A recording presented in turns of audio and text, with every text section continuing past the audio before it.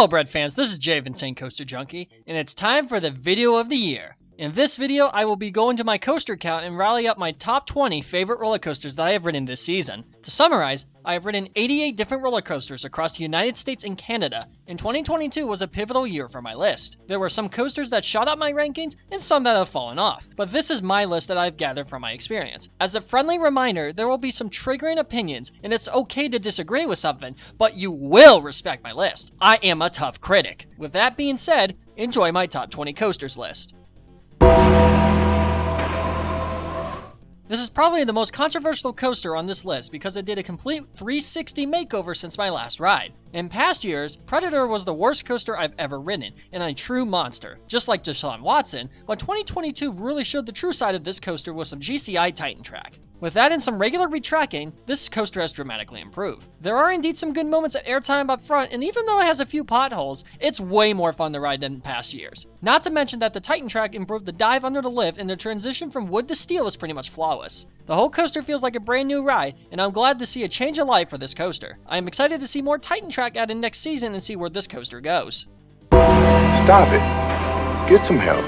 This is the only defunct coaster on this list, thanks to Todd Joseph, but when I got my main rides from 2015 to 2019, it was a solid wooden coaster. Although sketchy, it actually gave a good ride, especially in the back row. The airtime on the first 3 hills are some of the best on any wooden coaster I've ridden, and that's the main theme of this ride. There are a few laterals as well, especially in the back turnaround, and the whole ride is a simple out and back layout with airtime throughout. It was a bit rough on the edges, given the ride was over 80 years old when I rode it, but my 61 ride marathon in 2019 will forever be a core memory of why this coaster is still special to me, even after the fire. I will forever miss this coaster, but I cherish the memories I made while riding it, and it'll be a good marking for my rankings. Rest in peace, the Blue Streak. You blew it! Skyrocket was probably my biggest surprise credit of 2022 because at first, I was puzzled where to rank this, but after some more rides on it, it's the sleeper hit of Yinzer Country. The launch and top hat are very intense and give off a similar vibe to a dive coaster, but the inversions, however, try to rip me out of my seat, especially in the front row, and the first half as a whole is one of the best first halves on any coaster with some excellent airtime and hang time throughout. The second half does fall a bit B-flat as it's a bunch of weird lateral turns to the brake run, very similar to the RCT3 autocomplete button. Outside of that, Skyrocket is still a solid coaster and is definitely the hidden gem of my coaster rankings, and one of the most unique launch coasters I've ever ridden. This is the definition of a short but sweet coaster. Gerstlauer Eurofighters pack a short but mighty 5-finger death punch, and Tantrum is no different. It doesn't matter if that you set up front or back, both give a similar intense experience throughout the ride. After the vertical lift hill, the 97-degree drop gives some good ejector airtime while the inversions give some good whip, and even hang time, especially with the double rollover inversion. The cutback and incline loop both give some rather funky laterals, and even though it's 22 seconds from drop to brake, it's a fun experience that is easy to marathon, but however it is a bit underwhelming as I wish there was another inversion or element to make it longer, but Tantrum is solid nevertheless. I'm making this list in December 2022, and I haven't been back to Hershey Park since 2017, so I haven't ridden Candemonium, and Wildcat's Revenge is under construction. So the second best coaster at Hershey in my opinion is Stormrunner. Despite the funky layout, there are several key moments to point out. The 72-mile-an-hour hydraulic launch provides a good punch, and the top hat is probably the best one of its type I've ridden. What makes it different from other launch coasters like Top Thrill Dragster are the inversions. From the hang time filled Cobra Loop to the snappy roll and flying snake dive, it feels like the intimate version of the Iron Gwazi Death Roll. And even the lateral transitions at the end of the ride is a nice sweet touch to end the ride. Like Tantrum, it's very short but a solid coaster at one of the best parks I've ever been to. Despite my underwhelming connotations to dive coasters, Yukon Striker is the best one I've ridden. This takes Valravn and Cedar Point to the next level by putting a unique layout and some of the best elements on a dive coaster. The 245-foot drop into the tunnel is a moment that you should experience for yourself, as it's a surreal feeling on its own. The 4 inversions on the right hit head-on back-to-back, giving some hang time with the first Immelman and 0G roll, and then accelerates into some of the best positive forces I've ridden with the vertical loop and second Immelman. After the mid-course, it's very similar to Skyrocket with a weaker ending. It is a bit tad underwhelming that it ends like that, but I understand why for block zone reasons. But Yukon Striker is the most underrated coaster in the Northern Neighbor. After a close shave for Duck, Raptor is still the best B&M at Cedar Point. Despite being nearly 30 years old, the ride continues to be a millennium force to reckon with, just like The Undertaker. My guilty pleasure of invert shines here because I much prefer the back row over the front for a more intense and whippy experience. I don't care about the obstructive view, but I actually like it back there. But the inversions are in your face and don't let up until the end. Despite the Cobra Roll being a bit uncomfortable for my liking, every element delivers, and especially in the second half, I can argue that it's better than the first half because of the low-to-the-ground turns and corkscrews in a tight footprint. Even though I still can't prepare for the final turn for the life of me, the ride as a whole has been on an upswing, and I can't wait to get back on it sooner than later. It's a shame that I've only gotten one ride on Afterburn because it's actually the best invert I have ever ridden, and that opinion still holds well in today's rankings. The best way to describe this coaster is Top Gun Maverick, and flying the highway to the danger zone. The layout is jam-packed with inversions like Raptor, but does them 10 times better. From the snappy 0G roll and vertical loop to the dramatic Batwing with a foot chopper for good measure, Afterburn is one of the best paced coasters I've ever ridden, and stands true to its name. The only flaw that I see here is that it's a bit of a short ride, and I really need to get more rides on it when I visit Carowinds again, as one ride doesn't necessarily judge a coaster in full. But looking into my profile of other inverts I've ridden with Raptor and Great Bear, Afterburn is the danger zone. Much like Stormrunner, Hulk is my favorite coaster within Universal, and I haven't been back since January 2018 to ride Hagrid's or Velocicoaster, so Hulk remains supreme for now. As for the ride itself, my opinions still stand for my 2018 trip, as it's one of the most elite looping coasters in the country. The launch into the 0G roll catches me off guard every time, and that Cobra roll is one of the few times in park history that I have blacked out on a coaster. The rest of the ride packs a quote-unquote Hulk smash with intense inversions and slamming positive forces. It also gets bonus points for having some excellent onboard audio, giving the coaster a cinematic type experience. Not to mention the cold night rides I got added to the already excellent ride in the front row is where it's at. The retracking project that happened in 2016 also helped improve the ride, much like Predator, but I can't wait to get more rides on this underrated B&M. Missing out from the top 10 is a whistle stop within Frontier Town with Maverick. I like to describe this coaster as a mini-sized Stormrunner, as it has the intensity and speed, but it's a much longer and more sustained coaster, but also throws some Eurofighter-like moments like Tantrum as well. The lateral transitions produce some great whip, much like the Devo Zone or I-305, and the 70-mile-per-hour launch really delivers even if it's trimmed at the last minute. Even though it's slipped down my rankings a little, it's still one of my favorite coasters, don't get me wrong. There's a wide array of other elements like the 95-degree drop, the horseshoe roll, and how it interacts within the rocks and water. This is one of the most sustained coasters I've ridden, as you barely have any time to rest on its 4,400-foot long layout, and it keeps you on your toes at all times. I do wish that I got more rides throughout the years because it is my favorite deputy. We're going Super Bowl!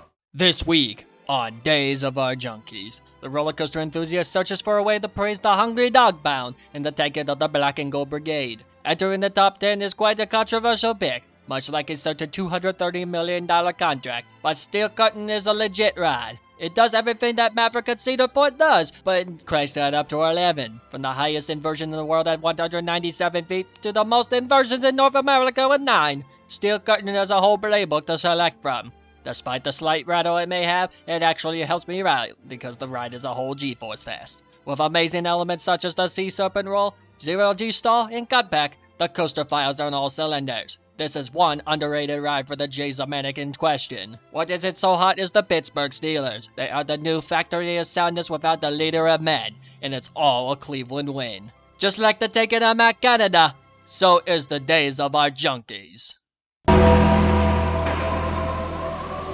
This might trigger some coaster enthusiasts, but Skyrush isn't as good as it should be. While the ride is amazing on paper, its biggest flaws are those god-awful Tom Brady tuck rule style restraints as they crush your thighs until you meet the Crimson King himself. As for the ride, it's actually a pretty solid one, given some of the most intense airtime on any coaster that I've ridden, and the forces bring on the Phantom Pain, just like the Bear Tucson of the same name. However, I am in the minority who would call this coaster a bit too intense for my liking, because it tries to rip you apart too much within the turns and hills. It's still an amazing coaster if you look outside those flaws because it's actually one of the best I've ever ridden. But if Hershey ever decided to get new trains with a better lap bar, then this would be ranked much higher on my list. But my tough criticism prevents me from doing so. but it definitely has the potential. Now this is a coaster that truly lives up to its name, as the coaster is literally a behemoth. Out of the two B&M Hypers that I have ridden, this and Intimidator, this is my favorite one of the bunch. With the amount of floater airtime this one gives, it could float me into the CN Tower. But back to the ride itself, it's very similar to Blue Streak with a simple out and back layout with a bunch of camelback hills, and the open seating helps enhance that feeling, especially towards the back of the train where it's the strongest. And I don't even mind the trims, as it further helps with the airtime, and for it being as old as my home wooden coaster, it's still running smooth to this day, and I didn't even notice a rattle. However, the ending is very similar to Skyrocket and Yukon Striker, as there are a few turns into the brakes, but it's executed a bit better with some fun dips. When it comes to hypercoasters that I have ridden, this is one of the stronger ones, and rightfully so. Ride of Steel is probably the most underrated coaster that I have ridden, and my 2022 rides have solidified this claim. What was considered one of the weaker coasters on an average ranking is actually the most underrated coaster out of the 88 that I have ridden, and for good reason. As the common ICJ Intamin trick, ride in row 2, as it gives the best of the front row, but with a little more elevation and freedom. The elements are definitely weird for a hypercoaster, especially the 540-degree helixes, but they are the most intense part of the ride, giving bone-crushing lateral bones. There are a few airtime moments at the end of the ride, and it really throws you around, with some ejector hills that are small but mighty. Even with the straight section in mind, I love how it flies over the water, and it's a bonus feature to an elite coaster. Missing out on the top 5 is the elite coaster of the North with Leviathan. Even though it's the weakest Giga coaster of the 3 on this list, this is still an incredible ride. And I was fortunate to get as many rides as I did in 2019, with 9. Although it's a bit rougher on the edges, I do prefer the back row over the front for the whips, much like Steel Curtain. The out and back layout has some great turns and feels like an underwater Mario level where the eel is coming out to play, but on land. There are a few moments of airtime, which is fine as the ride is more focused on speed than anything, but the only harsh thing I want to criticize on is how abruptly it ends with the extremely high brake run. I know why they did not remove anything, and I know for block zone reasons, but another element or two would have made this coaster a bit better. But as the ride is now, the ride is still good. Now, if only I can get on Orion to complete the North American set, that would be great.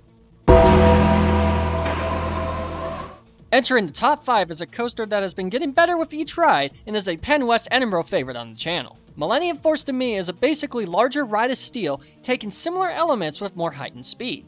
The overbank turns do stand out to me, as the laterals are a guaranteed gray out with each ride and provide an intense experience throughout the whole ride. There isn't much airtime on this ride, but from the few moments that are on here, it's solid for a Giga coaster this size. It's a long ride from start to finish, and I also used the Intamin rule from Ride of Steel on this ride with row 2 and an increased elevation, and this has some awesome consequences with those amazing elements. How I best describe this coaster, however, is much like Sonic 2. You're in Wing Fortress Zone with Tails at a high rate of speed and evading the attacks up from Dr. Robotnik. For this coaster to be as old as I am, it still holds up well almost 23 summers later, and I hope one day to get that elite front row ride. Even though it's been over 6 years since I've ridden Fury 325, I still got the Fury fever that I had in July 2016, and it still holds up as one of my favorite coasters. This is my favorite Giga coaster of the bunch, and it does what Leviathan does, but even better. The drop gives some of the most sustained airtime on any coaster, and the whole ride carries some immense speed and never slows down until the very end. The overbanks are taken with great Millennium Force, and this is a rare time where a modern B&M is actually intense. I love the coaster for that sole reason, in that it crosses over North Carolina and South Carolina, and that's talking about swag in the Carolinas. Not to mention the interaction of the front entrance going over and under pathways is a surreal moment. There are even some ejector airtime in there just for good measure. It's a long, intense, smooth, and all-around excellent coaster that deserves the praise it gets. Fury is one of those coasters that have stood the test of time for me, and I can't wait to eventually ride it once again. At the bronze spot is what everyone thought would be my #1 coaster for the 5th season in a row, but unfortunately, the tables have turned, and this is Steel Vengeance at Cedar Point. The coaster is still great as ever, containing the most airtime on any coaster and some of the craziest moments on any coaster, especially the top hat and outer bank turn. The coaster has 4 silky smooth inversions that flip you head over heels, and the entire ride is trying to Corvette you into Lake Erie, and for good reason. Now, even though this coaster has fallen off a bit since my 2021 rides, it's still an amazing coaster, and I still respect the people who has it as their #1 coaster, as it was mine for a very long time. Steel Vengeance to me is known as an all-around coaster, basically containing the best elements from other coasters and combining it into one ride that roars on through the thrill. Steel Vengeance is the GOAT like Tom Brady. However, there are 2 other coasters that does things a little better, and as the Denver Broncos once said, Broncos country, let's ride. taking the silver spot is the best coaster in Yinzer country, and sadly, it's not even the best coaster in my home state anymore. This is Phantom's Revenge at Kennywood. I was thankful to get back on Phantom after a 3-year hiatus, and this coaster was running way better than my 2019 rides. The pure speed is truly unmatched, as that 85-mile-an-hour wind feels better than a Lamar Jackson touchdown. As for the rest of the offense, this is my favorite hypercoaster that I've ridden, and has the best drop that I've ever ridden, with the 228-foot tall second drop. What sells the most for me is the extreme airtime it gets, thanks to the open but minimal looking restraints. And you need that lap bar, as that second half is a butt fumble of hills and dips that try throwing you around the field, and it feels illegal, you know. The back row has become my new home, and it's really fun to marathon it just like I did in July. However, on the defensive side, this is not my favorite coaster I've ridden. It came very close, but what coaster is better than Raven's Revenge? I'd better start running.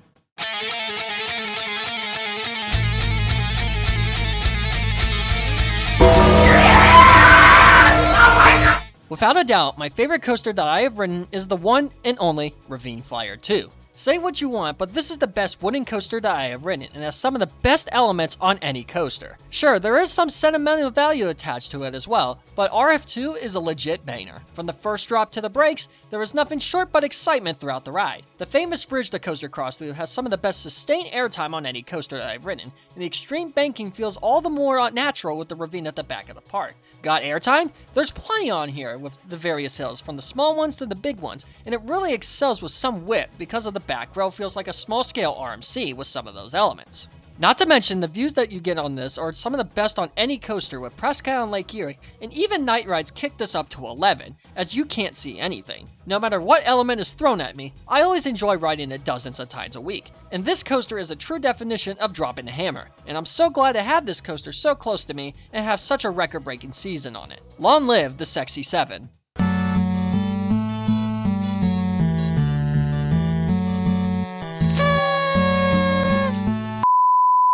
Overall, my top 20 list consisted of coasters of all types. From the expected to the unexpected, this list is my current opinions as of the 2022 season, and it's very likely that some coaster opinions will change rankings next year. That's the fun of making a list and checking it twice. I am aware this list was a bit on the more controversial side with my picks, but I hope you can at least respect my theme park retrospective and where I'm coming from with my opinions. I encourage you to post your top coasters in the comments below, and I thank you for watching this video. Merry Christmas, and I'll see you all in the parks very soon. Long live the Inner Yinzer. Get to the Super Bowl! Yeah!